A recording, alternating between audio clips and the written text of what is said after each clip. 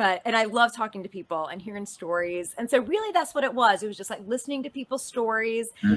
Sometimes we talked about church, sometimes we didn't. Sometimes we talked about what folks were experiencing in their community or in their family. Lots and lots and lots of listening. And so, what did you hear as you were listening to those 450 people, besides the buzz of caffeine in your ear? Yes, a lot of that. What I was really hearing from folks, because I was talking at first to folks who were in my same life stage. So I had young kids, elementary school age kids at the time. And so, kind of some folks who were in that similar setting. And I was hearing a lot of weariness, a lot of isolation, a lot of loneliness, of some that can come when you're kind of at that season of your intense parenting life. But then I was able to start really connecting with a lot of folks who were in their 20s.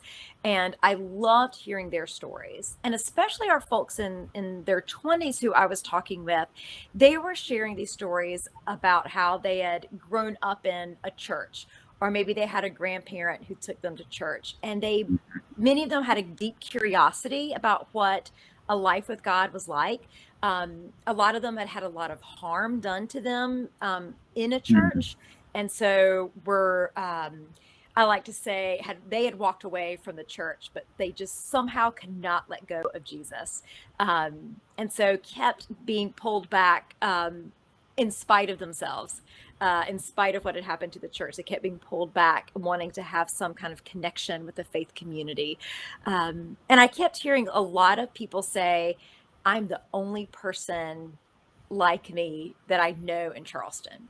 So a lot of our folks were, politically on the left or progressive, definitely had a more, religious openness to them than what they had experienced growing up. We live in the Deep South, lots of religious fundamentalism, a lot of political fundamentalism, and folks felt like they were hiding who they really were, because they didn't know anybody else who thought like they did, believed like they did, or had the questions that they had.